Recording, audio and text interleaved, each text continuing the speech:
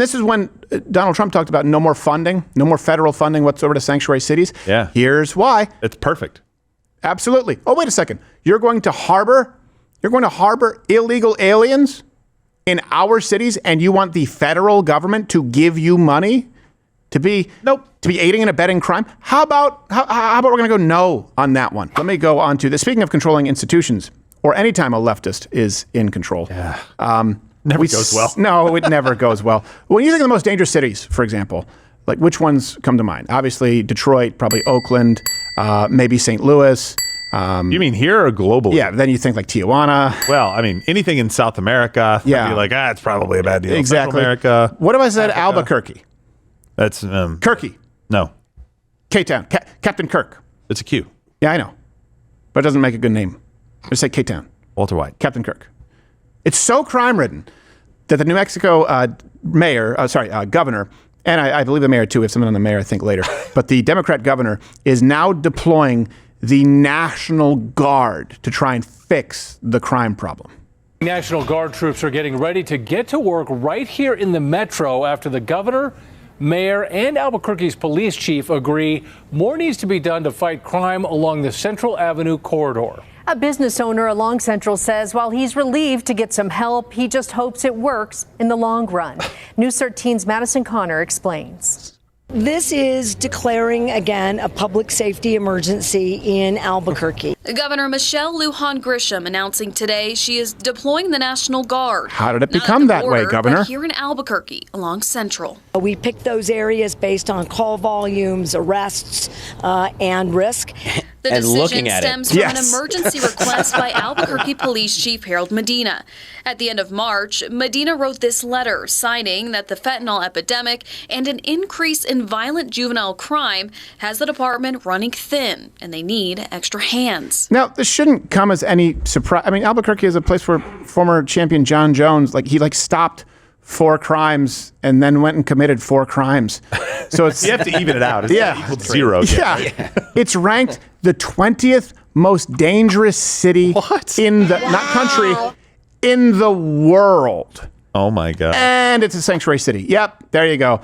Estimated 25,000 illegals in the city. A total population, I believe, about 560,000. To give you an idea, they are ranked 20th in the world. You know, 21, Cali, Colombia.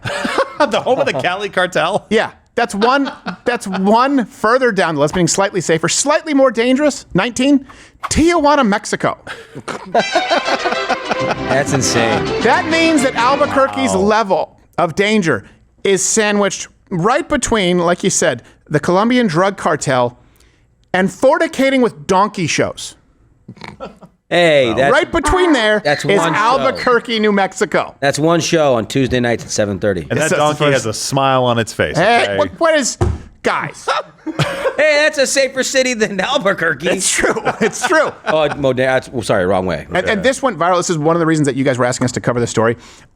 Their slow descent into crap. I'm not going to say this though. Too, Albuquerque has nothing going for it. No, I know. Look at the pictures of it. I know we have some people from Albuquerque watching, but look, your city sucks. Here's the thing. They know it. It's like Chicago has a lot of crime, but Chicago does have some beautiful parts. Yeah. Detroit, terrible, but Detroit does have some historic landmarks, right? I mean, Detroit was the home of Motown, right? A lot of rock came out of Detroit, the auto industry, Detroit. Joe Louis. Albuquerque has every single thing about this city is ugly. And you can see that on clear display as this video shows, which was sent in by you. And I believe it was from YouTuber Nick Johnson, showing just how bad it's become. Crap. That guy's got a baseball bat. I don't know if you... Yeah, don't stop. He's going a little league. Super freaking shady. Look at all the fire marks on the wall. Oh, my God. Holy crap. Democrat, Democrat, Democrat. Oh my God, somebody's got like a knife out. What the?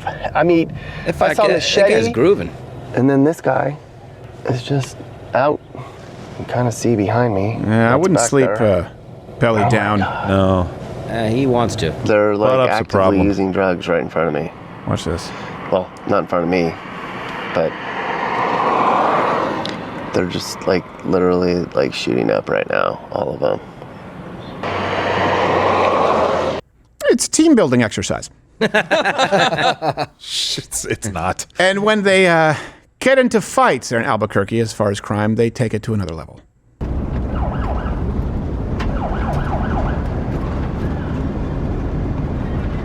So the question is, Wow. how did it get this bad? Right? Yeah. We know the answer. I've said this for a long time. You know, back in 2009, I did one of the first videos. You can go see Detroit in Ruins. And this was a video that I did because Barack Obama was obviously on the national stage. And he was talking about a lot of his policies. And my family coming from Detroit, I said, you know, this just mirrors what they've done in Detroit for a very long. If the left had their way, the rest of the country would look like Detroit. So I was working with a company. There was a company called PJTV. I said, I want to go down and film in Detroit. No one was talking about Detroit. And they said, why would you want to do that? I said, just trust me, this is going to work. No one wanted to go and film with me. So my dad had to learn how to operate a camcorder. Oh, wow. Because I couldn't bring a professional cameraman because I wanted to be there overnight. I wanted to be in the dangerous parts of the city. So this has been going on for a long time. Then it became a point of national discussion. And that's why the left tries to act like Detroit is a success story. It's not. How did this happen with Albuquerque? It's a direct result of policy. So the governor, Michelle Grisham, very left, okay, extremely left. This doesn't exist in a vacuum. Now, I know that correlation doesn't equal causation. Okay, I took Humanities 101 too in college, but I will make the references publicly available as we always do, the crime statistics, the media sources. If you can't, it's very difficult to prove in the world, meaning not in a lab-controlled environment, direct causation. So you just have to look with some very strong correlations and make an inference sometimes. That's the best you can do. And if you are lucky enough to have that, and then have a contrast with a correlation that clearly would at least infer an opposite effect, areas where they've had more right-leaning policy, okay, now you can potentially draw a conclusion. So let's look at the policies in Albuquerque, New Mexico. Staggering amount of crime, which is surprising considering their gun laws. They've banned law-abiding citizens from public carrying by declaring they declared it a public health emergency. Okay. Yeah. COVID policy in New Mexico. They're one of only 2 states to do a second lockdown. Seriously? So 1,100 restaurants in New Mexico closed. Done. Jeez. Gone. They limited gatherings, by the way, even funerals, until mid-2021. And here's the thing. It didn't work. It worked if you wanted to shut down restaurants. Of course, it worked if you wanted to destroy businesses. They were very effective in that. But they still had the 3rd highest death rate from COVID, despite all the restrictions. It didn't work. So you have guns, you have COVID, you can look at a lot. And then, drugs. They, of course, legalized weed. They legalized hallucinogenic mushrooms. Credit to the governor where it was due. She is liberal, but she still is actually to the right of a lot of the state legislature because she vetoed a bill that would make all drug offenses misdemeanors, meaning black tar heroin on the street, a speeding ticket. She just say, maybe we shouldn't do that. And that's probably because she is worried about re-election considering what a crap hole the city is. Yeah, exactly. The thing that I heard off the top, just it shocked me. The mayor is saying, hey, we need additional resources because crime is going up in this area. And I'm like, no. Liberal mayor? No.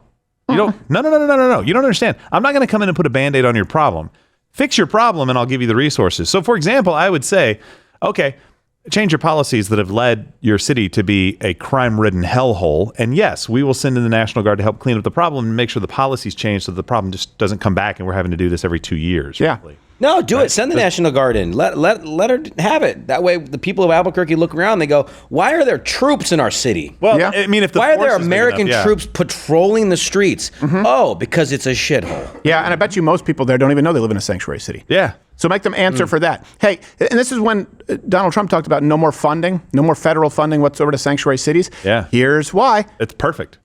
Absolutely. Oh, wait a second. You're going to harbor illegal aliens in our cities, and you want the federal government to give you money to be aiding and abetting crime? How about we're going to go no on that one? Yeah. You made your drug and feces infested bed, now lie in it. Yes.